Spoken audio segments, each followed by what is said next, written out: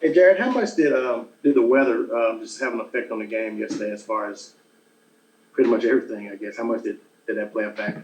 I think it was definitely noticeable. Um, the wind would kind of pick up at a high rate, especially early in the game. The wind was kind of heavy, and then towards about the third quarter, it kind of settled down a little bit, and then picked up a little bit in the overtime. But I thought it was going to be a lot colder. But it's just one of those things you got to keep pushing through and fighting through. But it's definitely noticeable. But like I said, I thought it was going to be worse, and I thought it was going to play a bigger impact than what it did.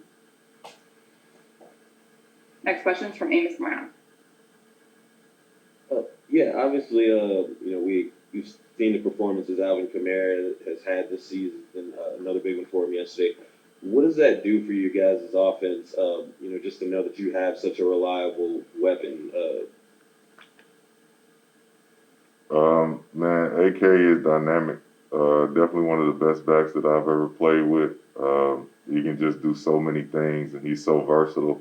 Uh, Not only can he run the ball, hit the edges, hit between small gaps, but he can get out of the backfield. He can run. He can catch the ball, and he's a really good route runner with speed. So he definitely brings an element to the game that we need in this offense in terms of switching it up and moving him around, getting him on linebackers when needed, and getting him in an open space when we need it.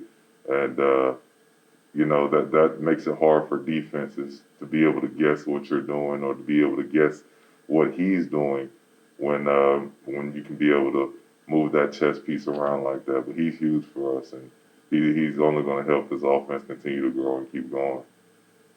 And because he's been such a good weapon in the pass game, does that help you personally in any way, or how does that help you? It helps me out tremendously because a lot of defenses we're able to kind of high low and kind of play like almost like a 2 to 3 man game, especially if I take two. He's able to come and be 1-on-1 underneath. Uh, and then vice versa as well. Sometimes we line them up on the outside or in the slot, and sometimes we can get 2-on-1 balls because they're so worried about him. And like I said before, it's just hard for defenses to be right because if either one of us is left on a single man matchup, then the defense is going to be in trouble. Next one's from Rod Walker. Hey Jared, yesterday Malcolm Jenkins told us that on the coin toss, some of the players convinced him to change from heads to tails, and so he went with tails. Were you one of the ones who convinced him to change it, or no? Nah, I wasn't. But ever since I was little, we was talking about that on the bus last night. Ever since I was little, man, it's always tails never fails. Tails never fails. You always go with tails. So it didn't fail last night. We needed that. Hey Jared, I got one more question, but I want to follow up with something non-football. But on tomorrow, the NFL has the initiative where the facilities are closed, so people can sort of focus on voting. And I just want to know how important is that? You feel like the league made that decision to do that? I think it's incredibly important for people to get out and vote and people, especially people of color, to get out and vote. um, and I think it's important that the NFL has passed that. There's so many individuals. I'm originally from Birmingham, Alabama, so there's so many individuals, and I've grown up my whole life and seen these individuals that have fought and given their lives uh, to be able to have the right to vote. People that have lost their lives and just for simply just exercising a right that they should have as a citizen to have an opinion on who the elected official should be. And I think it's important for people to get out and exercise that right because so many individuals gave their lives for that right. And also, still to this day, we're experiencing a very important time where I feel like those times are kind of bubbling and brewing and being enticed. And I think it's important for people to go out and kind of change that narrative and change, you know, this country is supposed to be on the up and up and is supposed to be getting better and improving. And I just don't see that happening. So if you want change and if you want this country to keep improving and getting better, then you have to vote and vote right, and I think it's awesome that the NFL passed that initiative, and I think it's imperative that people get out there and actually vote. Next one's from Sam Shannon. Hey, Jared. On the touchdown, Drew came back to you after missing you on the previous play. Can you speak on the trust Drew has in you? Yeah, man, that look was a look that we did not expect them to give us all week. We knew the corner was going to be a factor once I came out of my break, and we knew that throw was going to be a tight throw with the corner on my back. We didn't necessarily anticipate in the middle of the field being wide open like that. So when I came out of my route, the safety, I think he drove down on Alvin, and I saw the field wide open. So instead of, I'm thinking a tight throw, this doesn't have to be a tight throw. We got all this room to work now.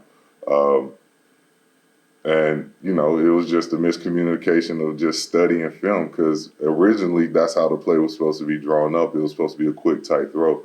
But then we came back and we knew they were going to give us a similar coverage on the second one.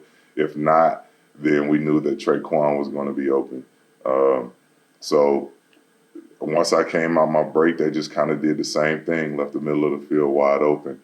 And once I stuck the corner, like I said before, after film study all last week, we thought that the corner was going to be super tight on my back and it was going to be a contested throw. But after I stuck him, he kind of bit on the corner a little bit, kind of backpedaled. And once I came out of it, Drew put it right in the middle of the field and there was nobody there. Next one's from Fletcher Mackel.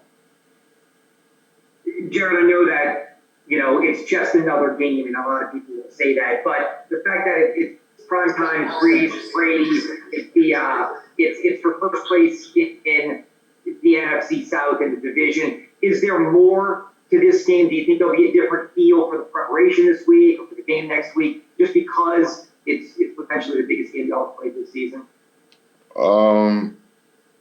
It's definitely heightened. But I think you hit on it before. I think it's the next game, right? All the games are important, especially right now. Us trying to get our record improved and getting better and continue to stack wins. So we know that we got a tough team that we're going to face, and we know that we got away games. So last night was a huge stepping stone for us in terms of getting the next win, especially at away game in difficult elements.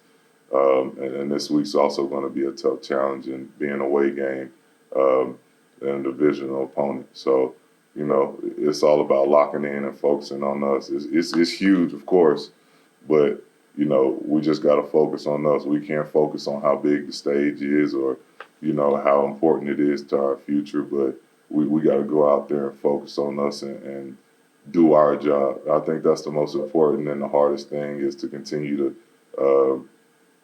just push into everybody's head is, it's all about you and how you do your job and how you attack your job. As long as that happens and as long as you try to play as perfect as you can, everything else should fall into place. So you got to go out there and play flawless or try to be as flawless as you can, and that's what we're chasing. Next one's from Catherine Carroll. Hey, Jared. I can't remember when this play happened. I think it was the second quarter. But can you go back to that play where it looks like Breeze is trying to fit the ball in a tight window to you, and it almost got picked off, and you actually batted it away? Like, were you realizing at the time that the guy was about to intercept it possibly, or were you just trying to grab the ball? I just thought that was a really heads-up play to kind of save that. I appreciate it. Yeah, it was just, it was like a quick little stick route, and he played my back hip, and it was just a contested throw, and the ball just kind of popped up, and it was just, and it was almost like floating in slow motion, and I saw his eyes, like his body demeanor about to regroup and try to go for it and catch it, and I just, as quick as I could, I just tried to knock it down and get it out the way. But yeah, it was a good play by him. I think it was Trevathan, right? But a good play by him. But just just try to be as quick as I can, just knock it down, because that could have been a pick six. Next one's from Nick Underhill. Jared, this offense historically has been very tight end friendly during the 2-minute drill, the 4-minute offense. What is it about the design that just kind of allows things to open up a little bit for the tight ends in those periods? Defenses play different. Defenses have different coverages in 2 minutes, and they kind of have a base of what they do throughout 2 minutes. So a lot of times it's difficult for defenses to get lined up, and it's difficult for them to attack the different parts of the field and cover down on the different parts of the field that they usually do, because we're moving at such a fast pace, and that defense gets stuck out there. They're stuck, and that always plays an advantage to the offense.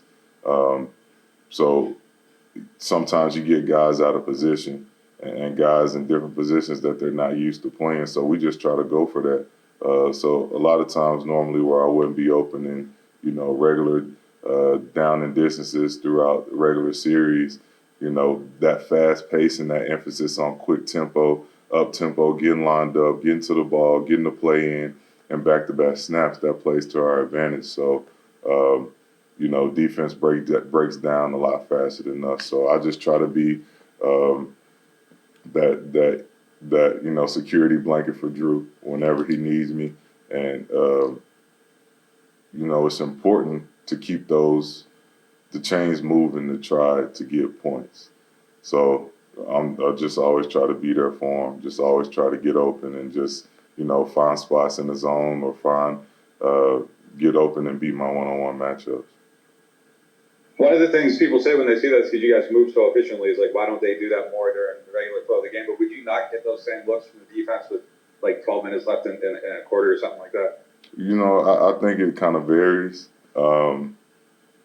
I've been places where 2 minute, like that's the only way we could score. You know what I'm saying? Was we would have to go 2 minute the majority of the game. So, you just never know. I think it depends on the defense. I think it depends on who you're playing. But, the game has a tempo to it. And the game has, it's chess, not checkers. So you just want to kind of put those odds in your favor to be able to get, the right plays in at the right time and make sure that you're not, overdoing it, especially when you get behind the chains a little bit and you're in a 2-minute offense, let's say, like you said, with 12 minutes left. If you get behind the chains, you come up on that third down real quick, and you just don't want to miss your opportunity by moving too fast a lot of times. Sometimes it's better just to control the tempo and take your time.